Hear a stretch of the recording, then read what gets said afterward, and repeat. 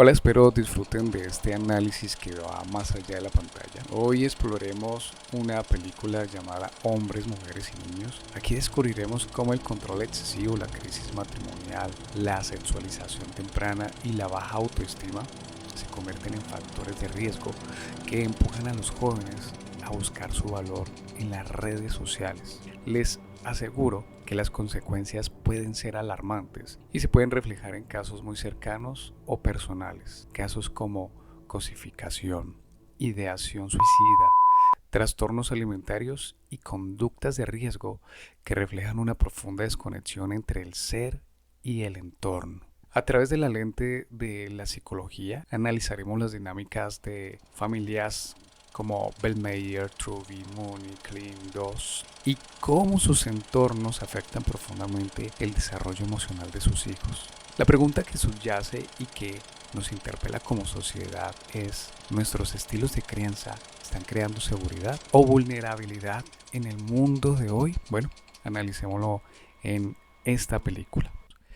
Soy estudiante de psicología del segundo semestre y en la materia de desarrollo y ciclo vital, una de las tareas era precisamente analizar esta película que te la quiero recomendar porque no solamente soy estudiante de psicología, también soy padre de 3 hijos, 2 de ellos adolescentes, una de ellas que está en la etapa de infancia, y sé seguramente por lo que tienes que pasar como padre, por lo que debemos afrontar, por lo que tenemos que aprender especialmente, pero sabes, en especial para que analicemos e intentemos comprender y ponernos un poco en los zapatos de nuestros hijos. En muchas ocasiones solemos enjuiciarlos, solemos renegar de ellos, pero ¿qué te parece si en esta ocasión intentamos darle una pequeñita ojeada a través de un análisis reflexivo, y no solamente eso, sino apoyado sobre estudios científicos relacionados con la conducta humana? Aquí te dejo algunos de los estudios en los que me basé para analizar varias de las familias que se exponen en esta película, creada en el 2014 por el director Jason Reitman, y realmente te la recomiendo. Si no la has visto, por favor mírala primero porque te voy a dar muchos spoilers, te voy a brindar muchos análisis con la intención de que tú y yo reflexionemos y busquemos de la mejor manera de ser padres comprometidos, padres formados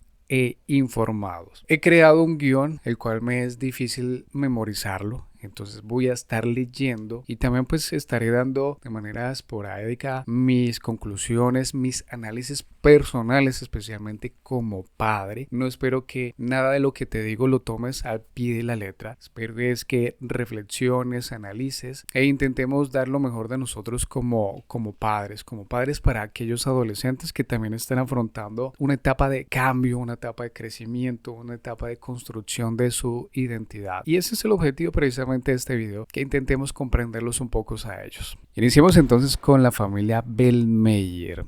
Vamos a analizar a Patricia Bellmeyer, que es una madre controladora al límite.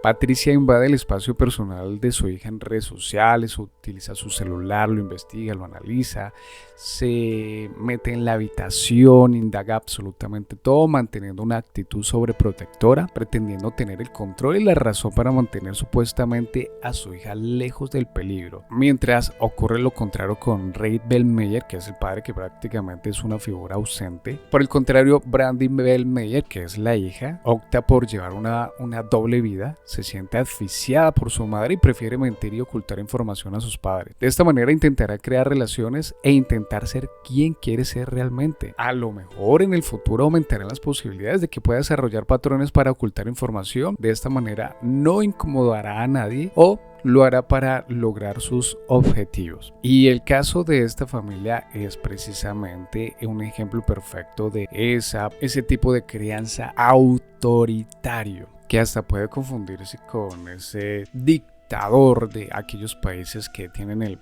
control total. Patricia tiene algunas características como el uso de manipulación, restricción y control excesivo. Algún ejemplo como la retirada de afecto o el sentimiento de culpa, en lugar pues de poner límites claros. Es un predictor significativo de ideación suicida en adolescentes. Patricia tiene un control parental excesivo. Sus padres son prácticamente considerados como los padres helicópteros o aplanadora que buscan eliminar cualquier riesgo, aunque parte de una intención protectora restringe la autonomía y la capacidad del hijo para desarrollar seguridad en sí mismo. Tengamos muy en cuenta esto que es sumamente importante. La crianza es un compromiso a largo plazo que exige nutrir, proteger y fundamentalmente guiar a los hijos hacia la madurez. Sin embargo, cuando esa guía se transforma en vigilancia, el vínculo se debilita y el desarrollo emocional se ve comprometido. En el caso de Patricia Bellmeyer, personaje de Hombres, Mujeres y Niños, la crianza se ha convertido en un ejercicio de control absoluto. Ella practica el estilo autoritario que, como te decía segundos antes, más parece a un tipo de dictador, donde la obediencia se impone por encima de la cercanía emocional.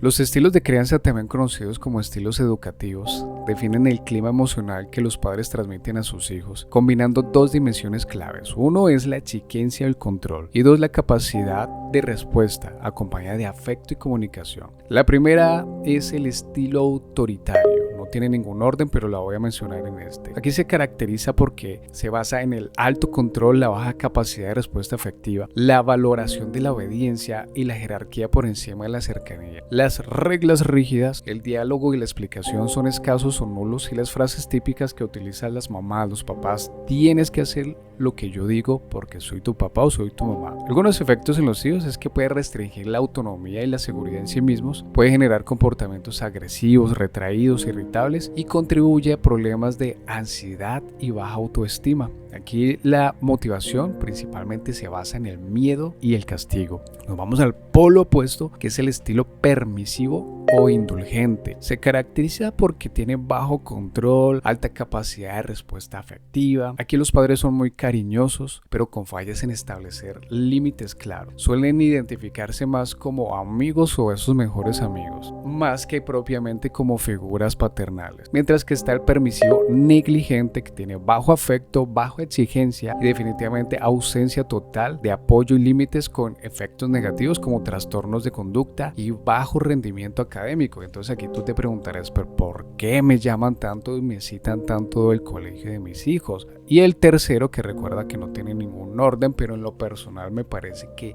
es el más apropiado y es el que yo a lo mejor intento en muchas ocasiones tener hacia con mis hijos, que es el estilo autoritativo o democrático. Las características de este es que son alto control flexible, alta capacidad de respuesta afectiva, combina calidez, sensibilidad y límites claros y razonables. Utiliza el refuerzo positivo y el razonamiento. Ante un conflicto, el padre, en vez de generar juicios y culpar, pregunta ¿qué ha pasado? Y busca soluciones en vez de castigos. Los efectos en los hijos: mejorarán resultados en salud mental basado en alta autoestima y competencia social. Crearán ellos comportamientos independientes y responsables. Creará una disciplina justa y constante basada en algo muy importante, que es la confianza mutua y el diálogo. Patricia mantiene expectativas muy altas y reglas rígidas, pero falla en un componente esencial: la confianza. Su rigidez, sumada a una sobreprotección excesiva o conocida como overparenting, restringe la autonomía de Brandy, su hija. Cuando un niño no se siente capaz ni confiado, puede volverse irritable, retraído o evasivo, buscando formas de liberarse, incluso a través de la mentira. El padre Ray Bellmeyer adopta un rol negligente, ausente, lo que agrava el problema. No ofrece refuerzo positivo ni razonamiento, elementos que podrían equilibrar la dinámica familiar. Patricia encarna el autoritarismo en la era digital. Aunque su intención es proteger, lo hace desde el control absoluto, invadiendo la privacidad física y digital de Brandy. Este tipo de sobreprotección se conoce como, mencioné anteriormente, la madre helicóptero. No enseña a navegar los riesgos, sino que los elimina por completo. El mensaje implícito es devastador: no eres suficientemente competente para tomar buenas decisiones. Déjame, yo lo hago todo por ti. Esto mina la autoestima de Brandy o de cualquier hijo, obligándolo a buscar validación en otros espacios o ocultar su vida para preservar su intimidad. La solución para Patricia, para Ray y para muchos de nosotros está en el estilo autoritativo o democrático. Este enfoque combina límites claros y consistentes con calidez, sensibilidad y respeto. Los padres democráticos no invaden. Acompañamos, guiamos, escuchamos y sobre todo intentamos confiar en nuestros hijos. Para la familia Bellmeyer esto implica adoptar la paternalidad positiva, establecer normas claras sobre el uso digital, que es un entorno estructurado, sustituir la vigilancia extrema por vínculos afectivos y diálogo abierto, reconocer, muy importante esto, los logros de nuestros hijos, validar sus emociones y tomar en cuenta la voz del hijo. Eso de aquellas frases de que en mis tiempos era diferente, me criaban de manera diferente y me daban con la chancla. Esos tiempos pudieron realmente haber sido mejor si tuviéramos este tipo de información. La meta no es la obediencia ciega, sino que Brandy se sienta capaz, responsable y valorada. La crianza no se trata de controlar, sino de construir confianza, una confianza mutua entre padre y el adolescente. Es un win-win, es un ganar-ganar, es donde ambos damos, ambos proponemos. No es eliminar los riesgos, sino enseñar a enfrentarlos con criterio, seguridad y amor. Por favor, bríndenle amor, cariño a sus hijos, porque cuando creamos desde el miedo, sembramos inseguridad, pero cuando lo hacemos desde el respeto, sembramos autonomía, autoestima y algo muy importante para nuestros hijos, sentido de pertenencia. Continuamos entonces con la familia Truby. Creo que estas familias cada vez van presentando más retos y seguramente con algunas nos tendremos que identificar. Aquí en la familia Truby pues vamos a tener conflictos de identidad de género, disfunción familiar, crisis marital en la adolescencia. Vamos a encontrar al padre Don Truby. Me parece una excelente actuación de Adam Sandler, creo que es la que más me ha gustado. Helen Truby, quien hace el rol de mamá. Esta es una pareja que ha perdido su deseo sexual y ha entrado en el ciclo de aburrimiento y monotonía como pareja. Tienen incapacidad para exponer su frustración marital, que posiblemente si lo intentaran les permitiría mejorar su relación por medio de una terapia de pareja. Mientras que Chris empieza a padecer de ciertos problemas porque él empezó a consumir y ver pornografía a la edad de los 10 años y en la película en la actualidad cuando tiene 15 años requiere de estímulos más intensos para lograr excitarse y lograr una erección. Ahora tú te preguntarías, si esto está sucediendo a esta edad tan temprana, ¿qué sucederá cuando tenga tu edad, la mía, 40, 50, 60 años y los inconvenientes que tendrá y generará hacia su pareja? La familia Truby nos permite analizar cómo la disfunción conyugal y la calidad de comunicación familiar influyen directamente en la forma en la que un adolescente explora temas sensibles como la sexualidad y la identidad de género. Aquí quiero hacerte una invitación. ¿Ya has hablado con tu hijo, con tu hija, adolescente, niño, niña, acerca de sexualidad? Y le hablas de los órganos sexuales como se llaman realmente, no le pones nombres adicionales, sino le llamas como son. O a ti en tu infancia o de pequeño, tus papás, ¿cómo te hablaron de sexualidad? A mí nunca me hablaron de esto porque seguramente a mis padres tampoco nadie les enseñó y les avergonzaba hablar de estos temas, pero todos los errores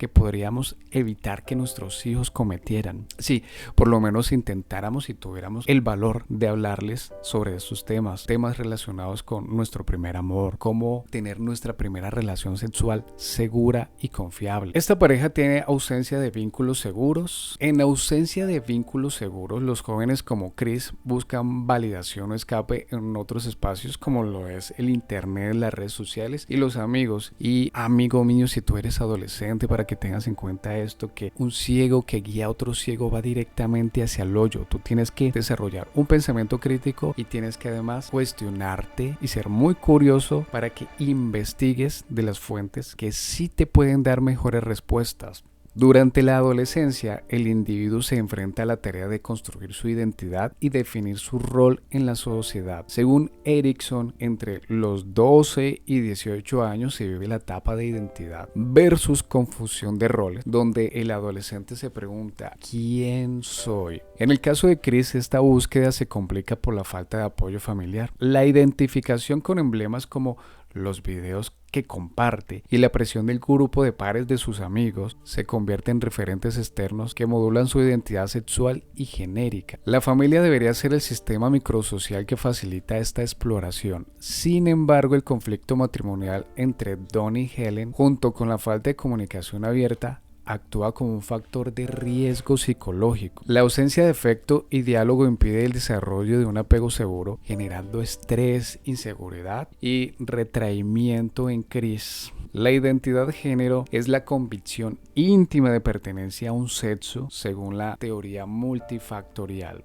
Chris, en medio de su inseguridad, explora estos roles a través de contenidos digitales que consume y comparte con sus amigos. Al mismo tiempo oculta experiencias significativas como su encuentro con Hannah y se refugia en el secretismo con sus amigos, lo que refleja una ruptura emocional con sus padres. Si recuerdas, al inicio habían unos padres que se iban al extremo, que buscaban ser sus mejores amigos. Hay otros ausentes que no tienen información y no tienen la confianza para que sus hijos se abran, cuenten algunas de sus intimidades, con el objetivo de que nosotros seamos sus guías, con el objetivo de que nosotros podamos escucharlos, entenderlos, comprenderlos y abordar estos temas con acompañamiento, sin juicios, más bien muy bien informados. Como padres, nuestro rol es mantenernos formados e informados constantemente. Dado que su personalidad aún no está consolidada, Chris es altamente influenciable. Las redes sociales y los influencers se convierten en modelos atractivos y accesibles más cercanos que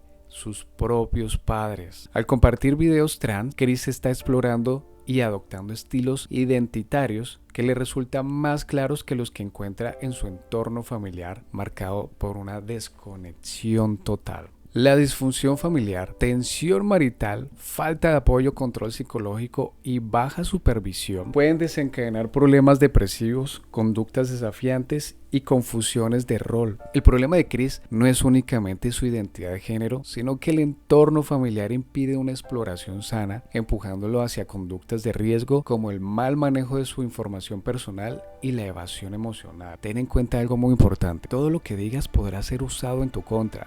Adolescente que sueles contar tus intimidades o tus secretos a tus amigos, ten en cuenta que todo lo que digas en algún momento saldrá a flote y todo lo que digas podrá ser usado en tu contra. Debes discernir y debes analizar muy bien a quién cuentas lo que quieres contar. Estudios demuestran que una comunicación familiar disfuncional se correlaciona con el inicio de conductas sexuales de riesgo. La falta de diálogo abierto entre Don, Helen y Chris sobre temas de sexualidad los lleva a resolver sus dudas en fuentes externas, muchas veces desinformadas o inadecuadas. Por favor, no te vayas a creer nada de lo que veas en redes sociales. Cuestiónalo, investígalo, ten pensamiento crítico. Para Don y Helen es vital detener la disfunción y reconstruir un entorno basado en calidez, afecto y comunicación abierta. El apoyo y la aceptación de los seres queridos son claves para que Chris pueda explorar su identidad con seguridad, desarrollando un apego sano y encontrando su lugar en este mundo.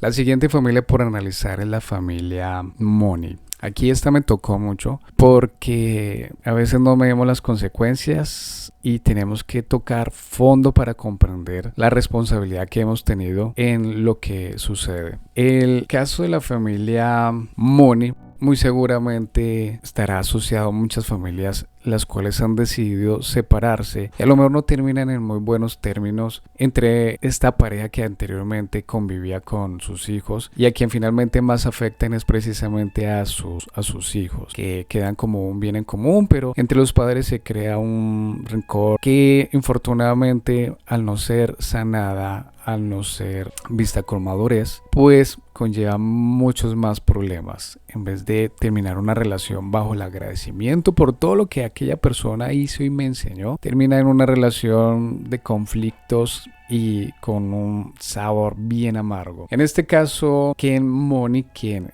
interpreta al papá, carga en su hijo las altas expectativas de ser un gran jugador de fútbol. Él lleva una vida solitaria y la frustración por el abandono de su esposa, además de la decepción por la negación de su hijo jugar al fútbol, que es el deporte favorito del padre. Donna Clint, que es la mamá, pues abandonó a su familia por hacer una nueva relación. Ella a futuro podría aumentar las posibilidades de causar en su hijo depresión y desconexión social. Mientras que Tim Money, que es el hijo, es un joven intelectual que se atreve a cuestionarse, apoyándose de sus propias investigaciones. Es un chico muy inteligente, pero infortunadamente al ser tan inteligente no logra socializar con su entorno, con sus pares, con sus amigos y se refugia en la soledad en un entorno informático y de conexión virtual.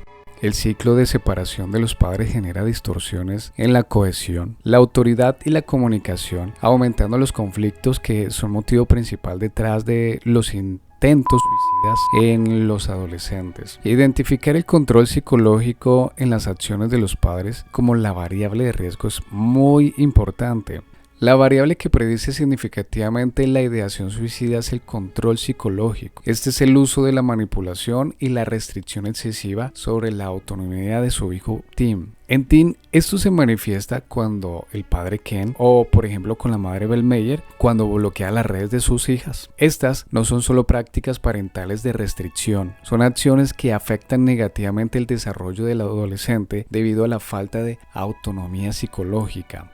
La ideación suicida es más prevalente en hogares con poca cohesión o en hogares separados. Hogares con poca cohesión se refiere a familias donde los miembros tienen vínculos emocionales débiles o una conexión ilimitada, lo que puede deberse a una mala comunicación, falta de apoyo mutuo o demasiados conflictos frecuentes. Teen lidiando con el conflicto emocional de la separación y la sensación de anulación de sus intereses, que son los videojuegos, el estudio, la filosofía, ve su realidad de manera existencialista. Esta es una manifestación de la desesperanza y el dolor psicológico extremo que genera la disfunción familiar. ¿Cuántos casos conocemos de muchas parejas que deciden tomar rumbos diferentes, separarse, pero finalmente quien queda en medio del conflicto son sus hijos porque ellos no han sabido terminar correctamente la relación que tenían anteriormente a través del agradecimiento y por el contrario se quedan enfocados en el dolor, en la ira, en la amargura, en el rencor, en el odio y teniendo en cuenta que siempre va a haber un interés propio y en común que son sus hijos. La buena noticia es que el estudio identifica qué los protege, un estilo parental comunicativo y afectivo. Los hijos de padres afectuosos tienden a ser más independientes, sociables y con mayor confianza. Cuando promueven la autonomía y se muestran afectuosos y comunicativos, ofrecen factores protectores frente al suicidio. Aquí hay 3 recomendaciones claves y sumamente importantes. La recomendación más importante es que se interesen en crear y fortalecer los vínculos afectivos con sus hijos. Fortalezcan los vínculos afectivos, asegúrense de que sus hijos se sientan amados, queridos y que sientan su apoyo incondicional. 2. Promuevan comunicación bidireccional. Esto es muy importante porque si como padre me acerco a hablar con mi hijo, espero que mi hijo tenga la actitud de escucharme, mirarme en los ojos y dejar por unos segundos o minutos su celular. Lo mismo haré como padre o haremos como padres cuando se acerquen nuestros hijos con dudas, incertidumbre. Es nuestro deber escucharlos, intentar comprenderlos, ponernos en sus zapatos sin minimizar lo que nos quieren decir. Algo muy importante, fomentemos el pensamiento crítico sobre sus intereses en lugar de la restricción total. Contar con nuestro apoyo, o en este caso el apoyo de Ken hacia su hijo, funciona como un factor protector que reduce la presencia de ideación suicida y le permite a ti o a tu hijo o a mi hijo hacer frente a la crisis de separación.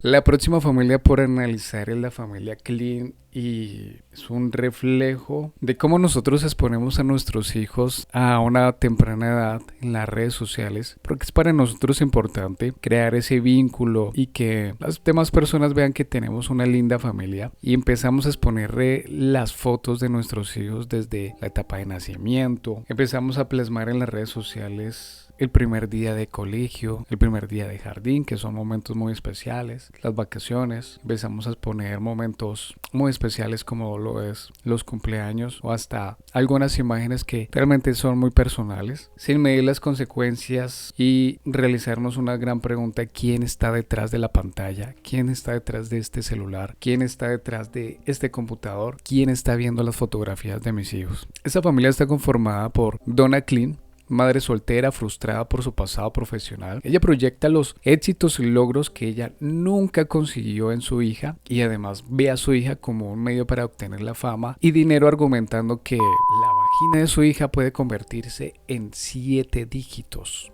Tiene una conducta ambiciosa que no le permite medir las consecuencias de exponer fotos de su hija en ropa interior en redes sociales. Mientras que Hannah es moldeable por la ambición de su madre, además de carecer de una figura paterna. Para ella la apariencia física y el número de seguidores es muy importante porque la acercan cada vez más a la fama. Tiene una conducta de obsesión que a futuro puede aumentar las probabilidades de derivar en conseguir sus objetivos poniendo por encima su integridad antes que su salud emocional. La familia Klein representa un ejemplo claro de cómo la autoimagen, la cosificación y la frustración parental pueden entrelazarse peligrosamente en el entorno de las redes sociales. Aquí observamos la exposición de contenido sexualizado de menores por parte de sus madres, un fenómeno conocido como shirting, que se vincula con problemas de identidad, autoestima y búsqueda de validación externa. La familia Klein nos expone a un fenómeno contemporáneo: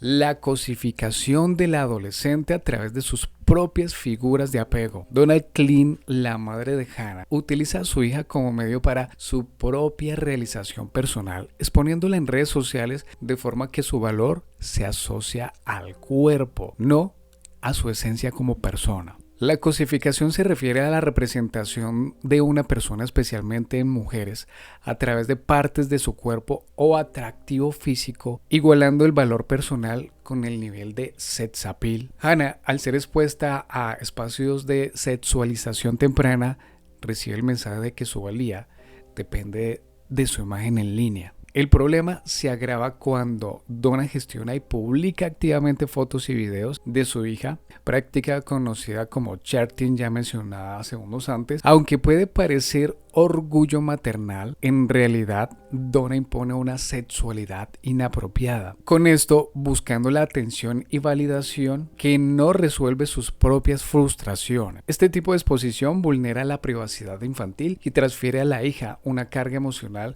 que a ella no le corresponde. El shirting es la tendencia creciente a compartir excesivamente la vida de los hijos en redes sociales, práctica desarrollada principalmente por madres. Donna Klein no solo comparte, sino que construye una identidad digital familiar, proyectando ideales de buena crianza que en el fondo responden a frustraciones personales y búsqueda de realización a través de su hija. El uso de redes sociales en adolescentes se asocia con una dependencia emocional de la validación externa, los likes, los comentarios. Hannah está siendo entrenada para sentirse valiosa solo si cumple con los estándares de belleza y popularidad impuestos en línea. La exposición constante de imágenes idealizadas genera comparaciones sociales, inseguridad y baja autoestima. Estudios demuestran que a mayor autoestima, menor es la práctica de conductas de riesgo y menor la búsqueda de validación a través de la sexualidad. Donna expone contenido de su hija que la prensa sensacionalista y los medios han sido acusados de sexualizar, como ocurre en concursos de belleza infantil. Hannah es sometida a esta mirada, basando su valor en la exposición de su cuerpo, lo que afecta gravemente su desarrollo emocional. La sexualidad se desarrolla de forma natural. La sexualización es una práctica preocupante que reduce a los individuos a objetos de deseo. Los niños están siendo inundados de contenido explícito, desde letras de canciones hasta acceso a la pornografía, como parte de estrategias de marketing que explotan su inocencia con fines lucrativos. Esta exposición constante obliga a los niños a madurar antes de tiempo, enseñándoles a regular su valor con factores externos. Esto descoloca el cerebro en desarrollo, enviando mensajes nocivos sobre la autoestima, identidad y sentido de pertenencia. Los adolescentes experimentan frustraciones internas porque las publicaciones de sus padres conflictúan con la imagen que ellos intentan proyectar. Es como cuando nuestro hijo empieza a ser mucho más autónomo en el colegio y queremos nosotros acompañarlo, darle un beso, un abrazo, pero ellos ya empiezan a interponer una barrera porque están creando su identidad y no quieren mostrar esa debilidad ante sus amigos. La edición de la vida y la perfección digital crean estándares imposibles. Los me gusta se convierten en una validación peligrosa, como si dijeran bien hecho a una imagen que no es real. La intervención debe centrarse en fortalecer la autoestima de Hannah. La familia Klein debe dejar de enfocar su valor en el físico y la exposición y comenzar a reconocer su ser, sus ideas, sus emociones. La seguridad del valor propio es una actitud afirmativa hacia el derecho de vivir y ser feliz. Donna como madre, tú como madre, como padre, nos corresponde promover en nuestros hijos actitudes reflexivas y críticas sobre el uso de Internet, enseñarles a ser dueños de su imagen y que no se convierten en un producto de ella. Por eso es tan importante el apoyo familiar y mantener un entorno funcional, pues son claves para una actitud sexual objetiva y saludable. Nuestra voz como adultos debe ser la más fuerte, debe ser más fuerte que sus propios influenciadores. Para Donna y el padre de Hannah es esencial fomentar el pensamiento crítico, preguntar sobre la edición de ese contenido que están viendo. ¿Crees que fue recortado o editado de esta imagen? Preguntar sobre el propósito por el cual se va a publicar una imagen. ¿Por qué crees que se publicó esta foto? Evaluar desde el estado emocional. Después de revisar redes sociales, ¿te sientes mejor? ¿Te sientes peor? ¿Comparas? ¿Te has disminuido? Una herramienta clave y sumamente importante es implementar vacaciones digitales. Esto es como cuando vamos todos a cenar, vamos a almorzar o compartir un momento importante en familia. ¿Qué tal si todos dejamos nuestros celulares y todos nos permitimos comunicarnos y mirarnos a los ojos y mantener una charla o una conversación? Especialmente en momentos importantes, como puede ser el momento donde compartimos una cena entre todos y dejar nuestros celulares, tanto tú como adolescente y por supuesto nosotros como padres. Fomentar el diálogo y la autonomía es la única forma que Hannah, nuestros hijos, basen su valor en el ser y no en su propia imagen. Por último y no menos importante, vamos a analizar la familia 2, que está constituida por el papá de Allison, la señora 2. Es una pareja que aparentemente es distante emocionalmente, con mínima orientación sexual y emocional hacia su hija. Y aquí vienen las consecuencias, porque ella padece de desorden alimenticio que se ve reflejado en un cuerpo con delgadez leve, además de necesidad de aprobación que se ve reforzada cuando recibe cumplidos por una delgadez obtenida por una dieta muy baja en nutrientes. Se encuentra en etapa de amor adolescente y exploración sexual en un entorno que alienta las relaciones sexuales como parte del proceso para convertirse en una mujer. Al inicio te decía que los padres de Allison son padres ausentes de conexión e información en relación a relaciones sexuales o de educación sexual hacia Allison. Este fue el tema que junto con mis compañeras decidimos investigar y decidimos argumentar con base a las investigaciones que hemos venido encontrando.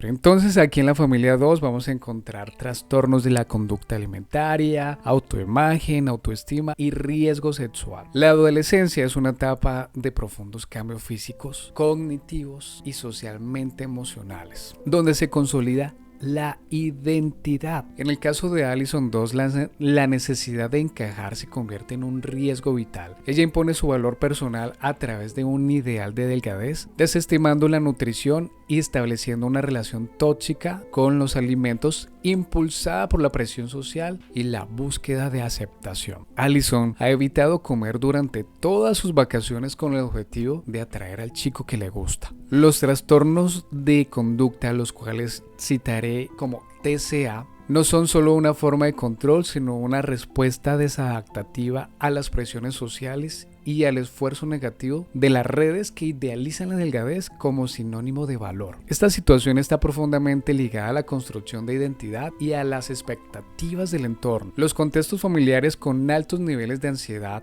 baja autoestima, exigencia excesiva y dificultad de comunicación agravan la vulnerabilidad de Allison.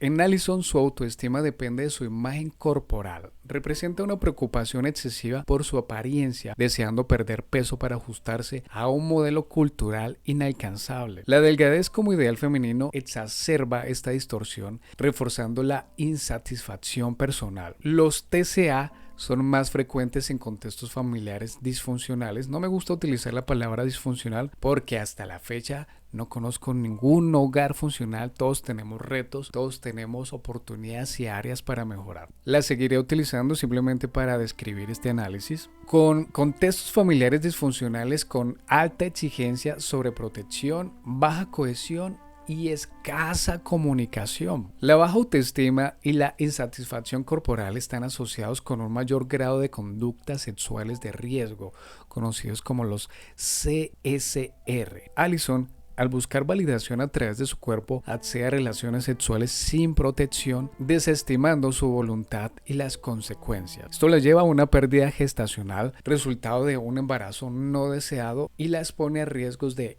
ITS, enfermedades de transmisión sexual como el VIH.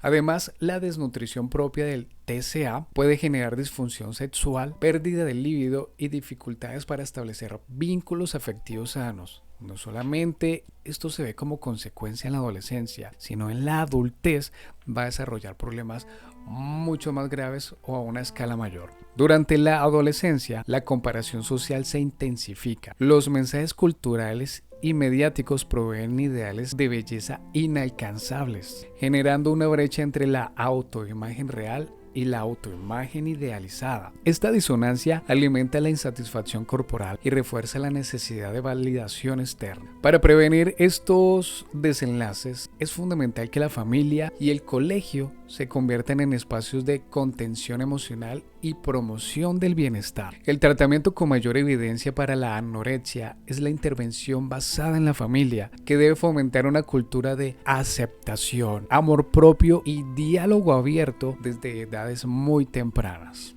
Es crucial implementar educación emocional y nutricional que permita a los adolescentes comprender el valor de los alimentos y su impacto en la salud. Talleres de cocina, actividades físicas motivadoras y alfabetización en salud son herramientas claves para empoderar a los jóvenes y promover una relación sana con su cuerpo. El apoyo de la familia, la escuela y, muy importante, los pares, sus amigos, es esencial para fomentar una autoimagen positiva y prevenir el desarrollo de las TCA. Visibilizar estos factores de riesgo es el primer paso para proteger la integridad y el desarrollo emocional de adolescentes como Allison, tu hijo, mi hijo, porque cuando el cuerpo se convierte en el único canal para sentirse valioso, la identidad se fragmenta. Y cuando el entorno no valida el ser, el cuerpo se convierte en el campo de batalla del alma.